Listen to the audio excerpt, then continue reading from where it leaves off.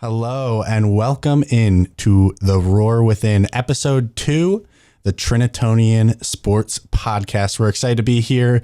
I'm your host, Scott Lebo, podcast editor and sports reporter with the Trinitonian. I'm joined today with my co-host, Cole Isaacson. Hello, everybody. Also a sports reporter with the Trinitonian. And yeah, got an exciting guest coming up. But first, as always, we've got Athlete of the Week. Cole, who do you got? Well, I have somebody from the Trinity University softball team who went 5-0 this past weekend. Ella Whitaker went a combined 12 for 18 at the plate this weekend. Wow. In absurd batting average. I don't care what the competition was like. You go 12 for 18 in any bat-to-ball sport. Good for you. She's my Athlete of the Week. My Athlete of the Week going to be Josie Napoli. Unfortunately, things didn't go 100% the way of women's basketball. But after a season in which they lost to every single team in the SCAC tournament but one, the fact that they made it to the SCAC final was unbelievable. And it was in large part due to that senior, Josie Napoli. She was unbelievable throughout the tournament, had over 20 points in that semifinal on Saturday, including a game-winning reverse layup. I don't know how she did that. She said, "Give me the ball. I'm putting the team on my back." And she went out there and got that score.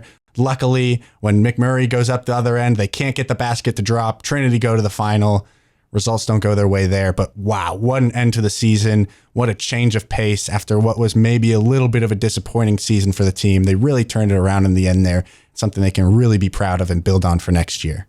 I think there's a stigma around hero ball. That was the time for it, and she rose to the occasion. There was some hero ball there. She came up big and ended up winning the game, essentially. Obviously, it was a team effort, but she came through at the end and got the team to the final. So we'll go into results that have happened since we last spoke with you. Women's basketball were at Irvine for the SCAC tournament. They played St. Thomas in the first round. I said they made it to the semifinal where Josie Napoli had that incredible bucket. So they must have won their quarterfinal game, which they did, 79-73. A week after losing to St. Thomas by 16, they go ahead and get that big win to go back to the semifinals. Cole, baseball, softball, how did they do? Well, baseball did quite well. A tough series against the University of Concordia, Texas, where baseball ended up winning up there in Austin. Some very tough competitive games, winning 3-1 on Friday night, getting out to an early lead and able to hang on to that with the efforts of the bullpen. Unfortunately, losing 4-2 in Game 2, their only loss of the year to this point, and winning the series in Game 3, a comeback effort, top of the 8th, scoring 2 runs to take a 3-2 lead, and they would hang on and win. Really great weekend from the pitching staff, in particular for baseball. And as for softball, they opened the weekend really nicely against the University of Dallas, a 9-1 win, which they got the run rule to go into effect. And then they would continue the momentum on Saturday, an 11-3 win at the first part of a doubleheader against Dallas, and then a 10-2 win in the second part of a doubleheader against Dallas. Also on Saturday, there was more basketball. It was women's basketball now with McMurray. As I mentioned, they got that one 65-64. Absolute thriller. Cole and I, we were in Austin. We were on kayaks on the river, and he was just looking at these stats, yelling across to me, they're up. There's only this long left. Oh no, now they're down. No. Oh, they won. Oh, it was unbelievable. It was a great time. I don't know if that's the exact way that I said that, but those were the words. Yeah, fair enough. I was replaying it, over exaggerating, you know. Men's basketball, Colorado College in the semifinal, 67-50, absolute domination. After what was a close game the week before with Colorado College, this was not close. Christian Green, no altitude, huge win for them. They go to the final. Baseball, softball, basketball, they were all in effect, as was track and field at the Centex Invite at Southwestern in Georgetown. A little harder to recap track and field. There's a lot of people that run. Those results are available on the Trinity Athletics website.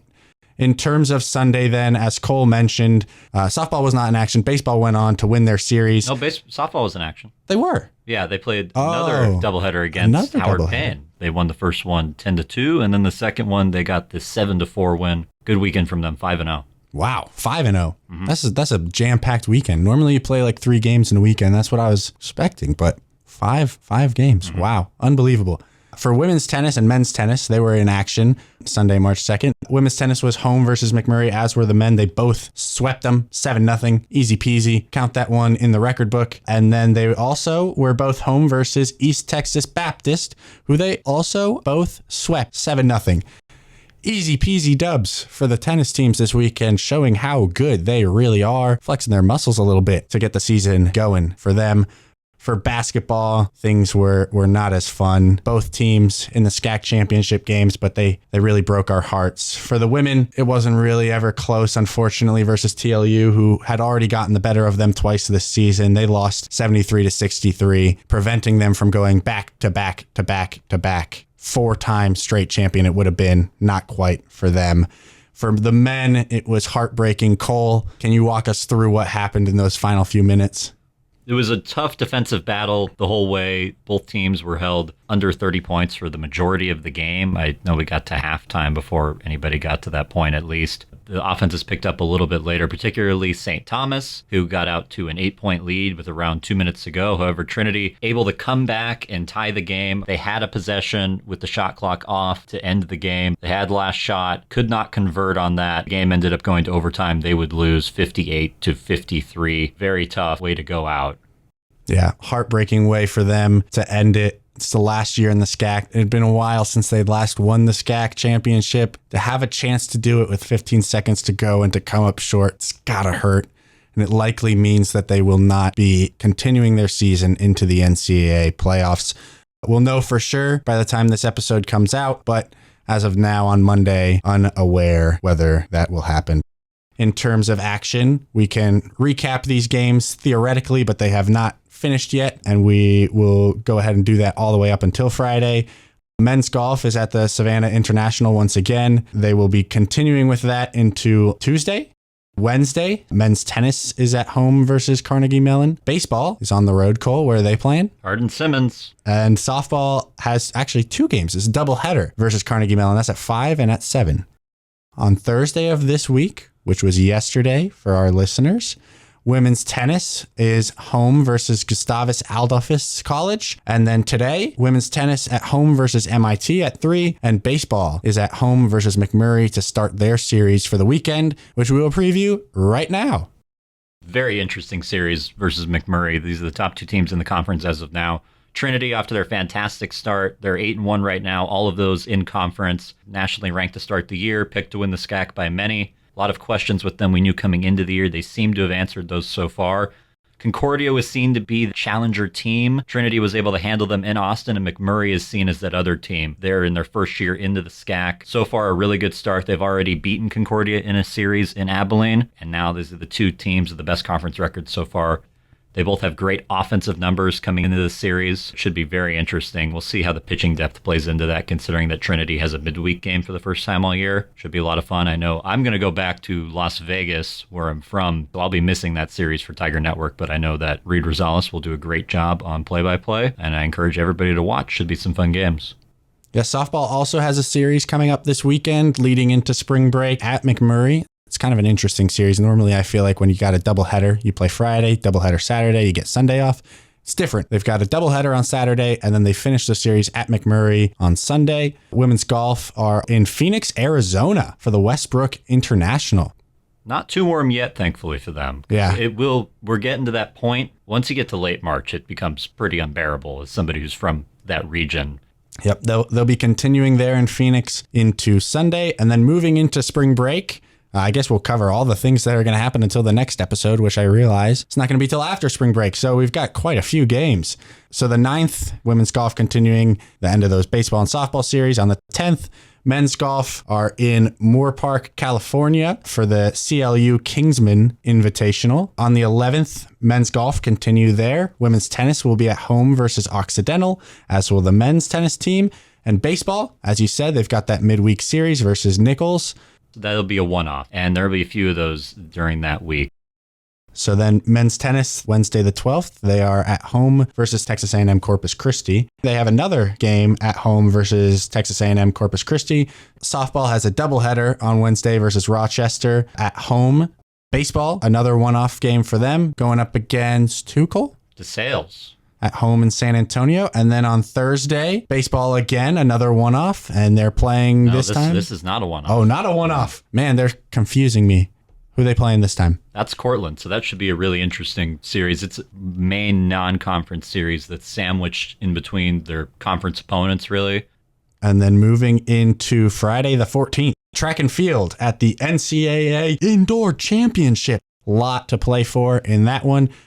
Women's tennis, they're at home versus Skidmore, and softball is at home in a doubleheader on that Friday versus the Ozarks. Baseball continuing their series, as Cole mentioned. Moving into Saturday the 15th, track and field continuing at the Indoor Championship. Softball series continues, as does baseball's.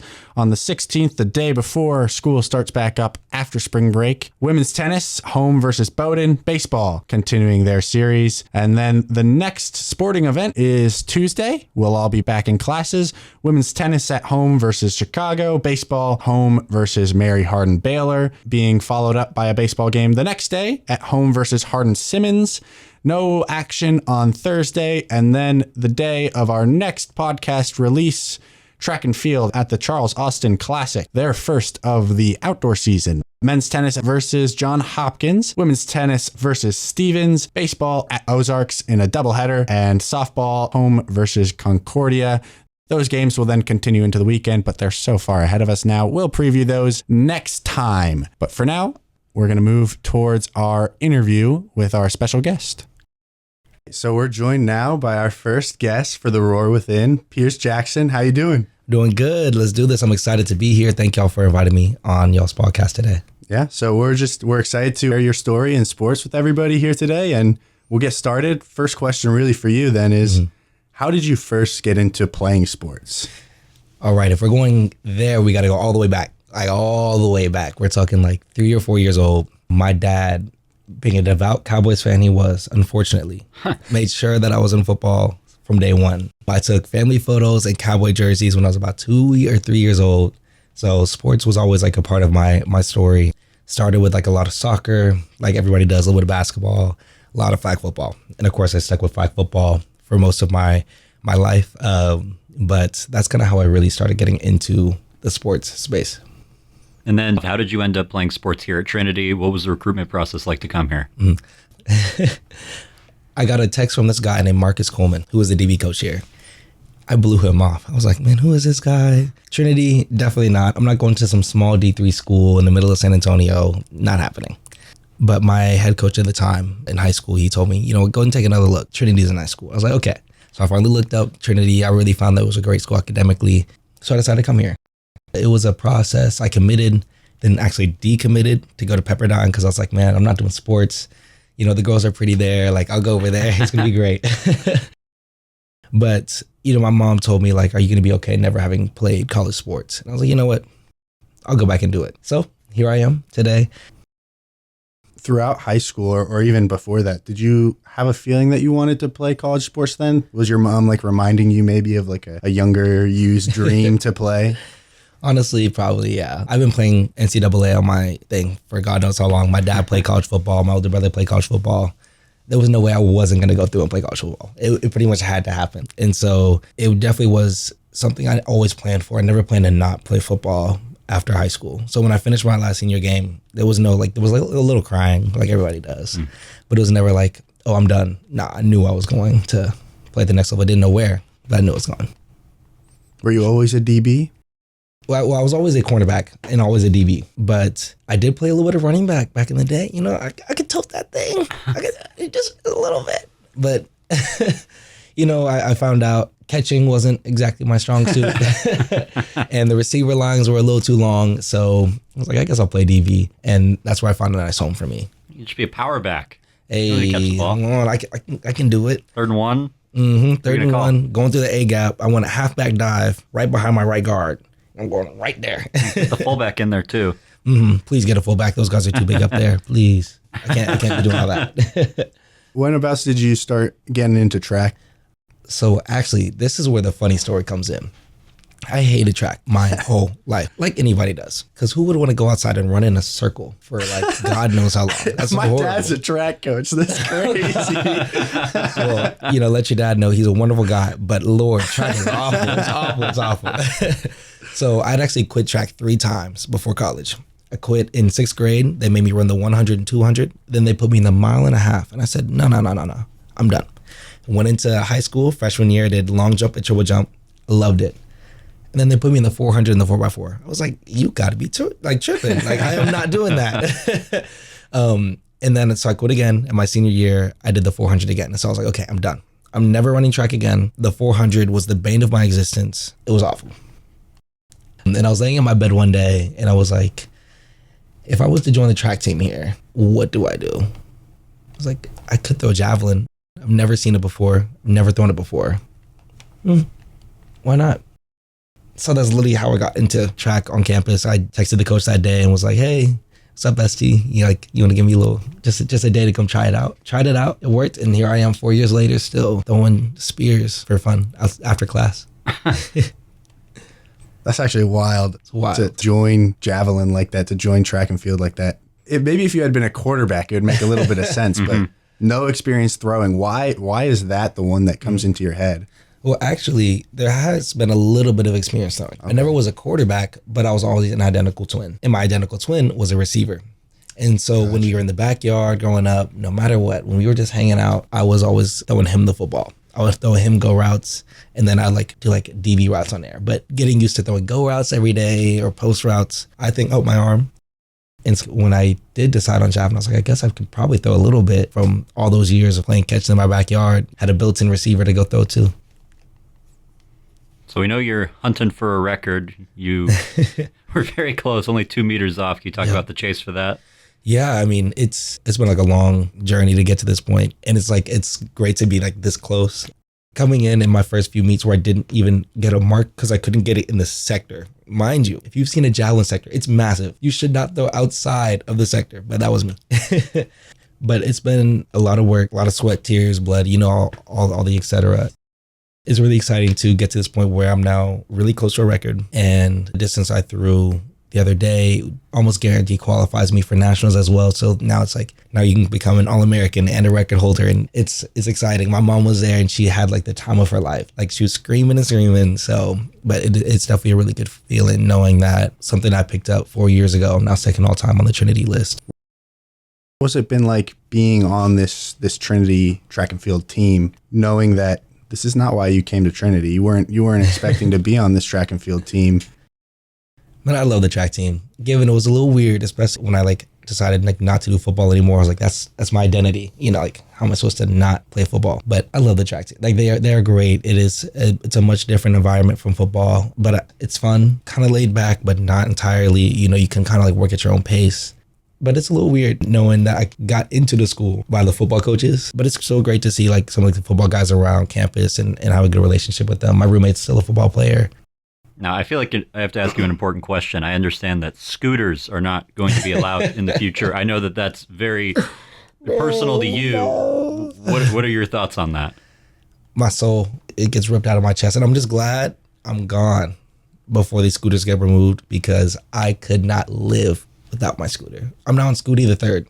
Scooty the first was manual. Scooty Jr., one day it just said error and stopped moving. So Scooty Jr. passed away. Scooty the third. I have a little tracker now on my miles. It's over 1,000 miles of scooter miles traveled over the past year and a half. It has probably been the greatest investment for me. And to know that, these people won't be able to have their scooters, it's heartbreaking for me. But I love my scooter. It's great. It's great. Common misconception is that the football team buys them for us. Nah, I bought it with my brother. But it was probably the best $400-something investment I've ever had. Maybe Cole, maybe you should, you can invest in a little scooter, get you a little something. Maybe, I don't know. I feel like if I got attached to it and then it got taken away, that would make me sad. So I figure it's just best to stay away at this point. I feel like naming the scooter is a way just to have your heart broken. Oh yeah, you can't. That was your first mistake. You cannot name the scooter. That caught me off guard though. Scooty is. Scooty. That's what I got called in elementary school. What? Huh? You talking about me? No, Scooty, you're right. Naming them, I'm attached. And once I'm out of college, I'm like, I can't just ride my scooter around. Like, what am I supposed to do? You know? But just use it like a bike. I'm going for a scooter ride. I feel like the wind in my hair, you know, flowing. So yeah, invest in scooters, guys. Do you have any ambition in terms of sports after scooter can't go with you, but sports can? Well, who's to say I can't throw javelin on a scooter? Scooter down the runway. Oh. And then brake really hard and release a javelin. It would be great. I don't know. You should try it at least once. Maybe I'll make a TikTok out of it. I would bet that there's nothing in the handbook saying you can't do that. Exactly. Like the there will be soon. There will be soon. I'll make sure we make it. You know, I used to scooter around campus with my javelin on my scooter, and people thought I was glancing until campus safety came in there. Like, okay, chill out. But to answer your question, as far as post-grad sports, I have considered it. I'm at a spot now where, like I said, 4 years in, I'm throwing 60 meters. If I were to go through and break the record and kind of really hit that All-American status, I might as well try another year. You know, continue to improve and continue to excel. I would look towards running it back. The United States isn't all that good at javelin. To be elite in the United States, you need about 75-ish meters, 75 to 80 meters. If I'm at 60 and I were to improve consistently over like the next 2 years, I'm now in a spot where it's like you could look at the trials, you could look at whatnot. Yeah. Now, of course, like, you know, I'll be working. And so it's gonna be a much different situation, but it'd be something I'll look into for sure. How much have you improved the previous 2 years? Like, is that a trajectory that you think you could achieve? It's possible. Well, my freshman year I started at 38 meters. Sophomore year, I hit 49. By the end of my sophomore year, I hit about like 52 or 53. And then my junior year hit about 57. Now I'm starting this year at 60, hopefully trajectorying on to like 62, 63. I mean, improving at about 4 to 5 meters a year. You know, you're talking in the next 2 or 3 years, really being at a nice spot. And at that point, if I'm graduate, I'll get like a really, really elite coach to like really help me take care of my body, learn javelin. So a lot of what I learned was self-taught. I had great coaches in between to give me great advice and pointers. But to get somebody who would grab me and be like, okay, this is how you do it, might really, really change the game. What's it like learning javelin? Is it kind of a different sport? It's a little weird. So if you're listening, I want you to pull your arm all the way back as far as possible. And that's how you throw it. Like as straight as it is. And you're like, how can I even throw from this position? It was hard to learn because it was weird. You know, you're used to like a baseball where you throw like kind of like with your elbow bent. If you did that with javelin, you would tear everything in your elbow.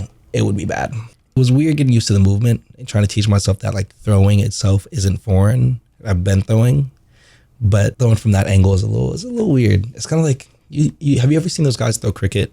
Yeah. Where they kind of just, you know, straight arm that thing. It feels more like that than it does like a football throw. I mean, you get used to it. Like I said, I could throw it inside the sector. So you learn how to angle it, learn how to get some accuracy. That way I can, you know, start maybe going out hunting with my javelin, really getting into it. Your evolution in the sport is not the only thing that's taken place. You're also a captain now. Can you talk about that experience and what it's like to assume that role your senior year? Yeah, I mean, being a captain is something I've always wanted to do. I was never a captain in high school. And so to get to college on a team where I have the younger class who trust me so much and are a fan of my leadership so much that they would make me a captain, that's a great feeling. I mean, there's so much more to it now than just me, which is a much different feeling than before. And I mean, I love it, being able to take care of, you know, these freshmen, sophomore, and juniors who think they're everything in the world. I'm like, man, y'all just got out of high school. Calm down. Keep showing them that I can go out there and throw a javelin still, stuff like that. But being captain, that's probably been one of the most fulfilling things for me at Trinity. I was on leadership council my sophomore year in football, but that was much different than this. This is like it's a whole different world. So my young self would be tweaking right now. You mentioned earlier getting into sports. Your dad was a big Cowboys fan, and you know. No. As football maybe goes away from you in terms of your playing, doesn't necessarily turn off from your TV. Yeah. You still catch yourself watching Cowboys games? Unfortunately, yes. Does that come with cussing out Jerry Jones every given Sunday? Yes, it fully does. Because holy moly, I don't know what we are doing. It's bad. Now, do I watch them? Yeah. Do I hate them? Yes. Am I in the process of like trying to get as far away from the Cowboys as possible? 100%. You know, growing up watching the Cowboys, I mean, I became a fan when I was a kid when it was Romo, Dez, Marco Murray, prime Tyron Smith, you know, Miles Austin, Sean Lee. We had these guys where, oh man, they're studs. You know, you're in a spot where we should have gone to the NFC Championship. I'm not going to say nothing about the Green Bay catch. But and then you get to this point now where I've been watching Dak for the last like 9 or however many years. I'm like, okay, I'm tired. 9 I'm years tired. of Dak sounds crazy. 9 years. I'm like, man, I was, 12 years old when Dak got drafted into the league? I mean, really, let's put it in perspective. That means I've been watching 9 straight years of garbage on my TV. So I'm about tired of them, but I still turn them on every Sunday somehow. I mean, hey, we can either talk about the Cowboys or the Mavs. It was up to you. So. Oh my God. See, that's what hurt, because we finally had something going for us. I was like, okay, the Cowboys are bad, but the Stars and the Mavericks are good. The Rangers just won the World Series. You should have seen my face. I was coming out of our market, our pod market. I was just getting some candy. My boy goes, bro, Luka just got traded. The scream I let out and the people around me, oh my God, I thought it was a prank. I thought it was a joke. I thought it was everything but real. And now I'm in reality a few weeks later, still crying myself to sleep every night because Luka Doncic is a Laker. And he's not bad with them either. He dropped a triple-double on y'all. I don't even want to talk about it. Meanwhile, glass legs over there, Anthony Davis is still hurt. We have no front court. We're going to trade Luka away because he's injury prone and he can't stay fit. Anthony Davis comes 2 days in, done. I'm like, if you wanted somebody who was healthy, you should have got somebody who stays healthy. You know, we traded for a guy who has been historically injured for however long. Now, don't get me wrong, great athlete, great player. But man, like, he hasn't played, you know, over 60 games in a season, and I don't know how long. It's just... Have you been engaging in any protests about this? You know... I know there have been several protests around the Dallas area, so I'm wondering if you've joined in at all. Other than liking the coffin images on TikTok, not really. But my brother, who is actually a supporter of the trade, has been getting an earful from me every single day that Luka drops over 5 points. I'm like, you see that again? Anthony Davis dropped 0 today. How many did Luka drop? So, no, in terms of your brother, I was going to ask you. I don't know where his fandom actually lies, because I'm noticing a connection. You said your twin brother, right? You're a DB. He's a wide receiver. Mm-hmm. There's a DB that plays for the Cowboys. He's got a brother who's a wide receiver.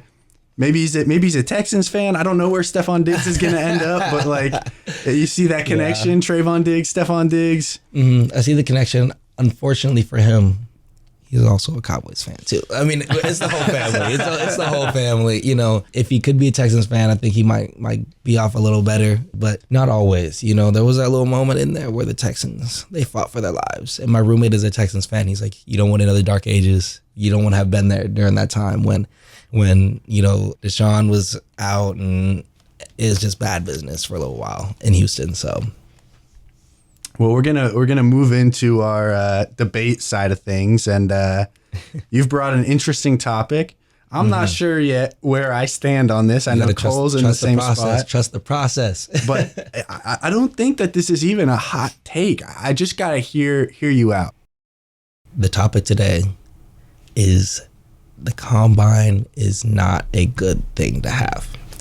It not necessarily, and it can be gone. It doesn't need to be. But overall, this is why it's not a good. And you gotta bear with me while I tell y'all this.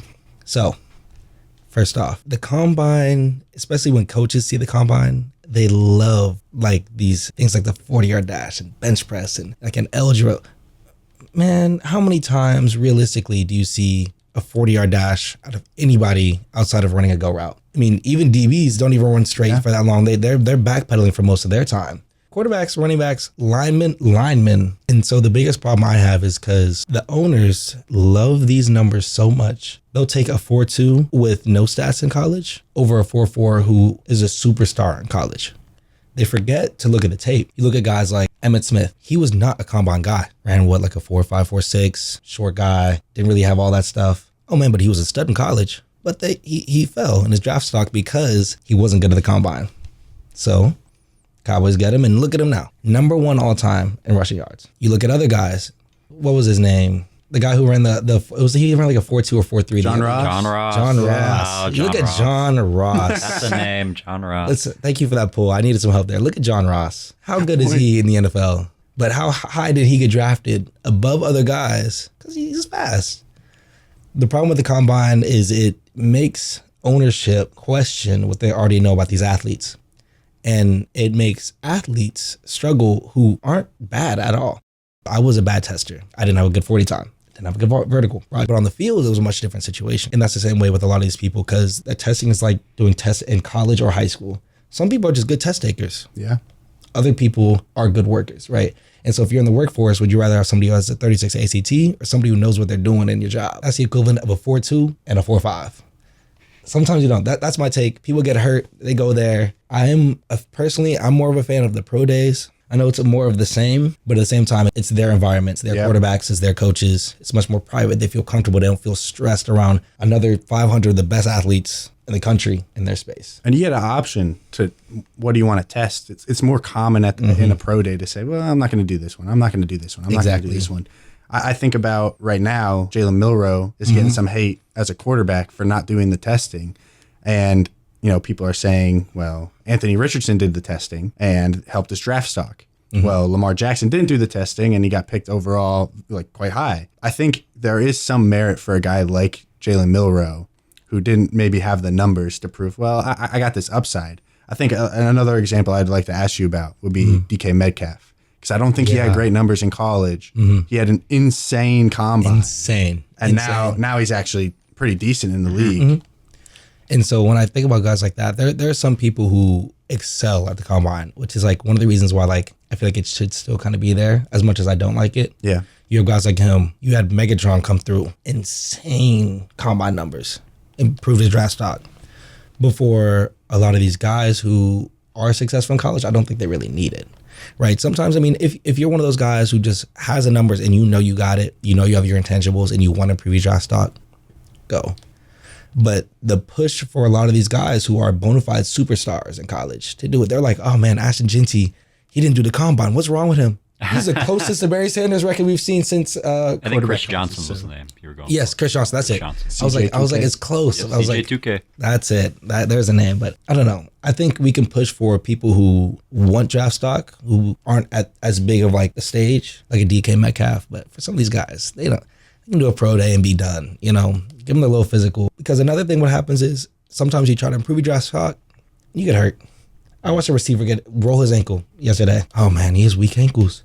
I guess we can't draft him. Then his draft stock inevitably falls, even though he's a great athlete. Just one of those things. So I don't know. I'm a little. I think the other thing to consider, and I want to go back to what you said earlier about owners and GMs almost overthinking their pick because of the combine. I would do the counterpoint to that and ask, is that the worst thing in the world? Is it almost like survival of the fittest? Where we're separating the strong from the weak?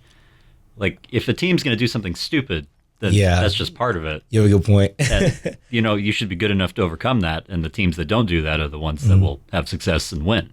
Actually, I agree with that. And I feel like a lot of that is actually on the scout to really let them know, like, look, I know the numbers are here for this 40 time, but you don't trust it. His game speed is different because remember, these guys are running without pads. Really, if we needed anything, have padded 4x4 times and see what people do. That's how you know who's fast. When they get pads on, another 15 pounds of weight, slow down a little bit. The scouts thing is funny. There was a story about the year Derek Jeter was drafted in baseball by the Yankees, who's picked 6 overall. The Astros had the number 1 overall pick that year, and their scout said, if we do not take Derek Jeter number 1 overall, and I can't convince you to do that, I will not be able to convince anybody of anything. And he actually retired the year after they did not take Derek Jeter number 1 overall. Wow. It made him quit. That's why some of these franchises stay in the dumps, and the other ones, they see the talent and they see the film, and they get these guys who they know are going to be good. I don't know. I don't know how to feel about that little NFL combine down in Indianapolis. Now, it gives the city a lot of revenue. Give them I think a $9 million boost in revenue, this year. Wow. It's pretty good for a week long, thing. I like the take. Me too. I think I don't know if I would say I would get rid of the combine and just do pro days, but I think I would put less emphasis on the combine. Yeah. I think I would, there are reforms, like you said, like get people in pads more or give people the option to say, I'm going to run my 40 in pads. Like, let me prove to you, like, I might not put up these numbers right here, but like, they're going to be the same thing when I put on pads, and that means something, right? And then also like maybe normalize letting guys like not do the testing. Just show up. Let me do my drills. Yep. And that's it. Give people options. Make it less like you have to do all this testing or we're not going to pick you. It says something about you. I like it. It's a good take. Definitely. Okay, I'm down for it. I like what you said there too. So I'm down for it. Not to get rid of it, like you said, but there need to be a few more options to really showcase, that some of these guys are talented, even though they don't test talented. Yeah, especially if you're leaving the opportunity open, like you said, for the other guys who want to prove, well, yeah, I might not have had the best college numbers, but like it's because my quarterback, I didn't have a great quarterback. I didn't have a great line, right? There are other situations. Not everybody goes to Alabama. Not everybody goes to Georgia. So the numbers aren't there for everybody. But if you give some of them the opportunity to prove themselves, they'll prove themselves, right? With that, I think we're going to close it for this episode. Thanks for joining us, Pierce. It's been fun. Great to be able to share your story with people, and it's a really fun debate. Yeah, of course. Thankful for Cole for inviting me on the show. This was as cool of an experience as I've had. So, well, we were happy to have you on. We definitely wanted to pick somebody who was going to be interesting and funny, and you definitely checked all the boxes. So thank you for coming on. Well, I'm glad to be the first and somebody y'all thought of. That's a great feeling for me. This was so much fun, to go through the sports history, really dive deep into my mind, about like where I started. And also to try and convince some people why the combine is a little iffy. And please recommend us. If you know other people that want to come on the show. Absolutely. Oh, yeah, of course. We want to be a destination. That's the goal. This is as cool of a spot, so I'll make sure to send them your way. Well, there's a lot of cool stories like yours that we want to share. With that being said, that'll be the end of the first episode with a guest, second episode total. Stay tuned on the Trinitonian Instagram. Look out for posts. We'll be updating when new episodes come out, typically every Friday. And then next week, we will have another guest. Stay tuned to find out who that'll be. And that's it for today. Thanks for joining us. Thanks for listening.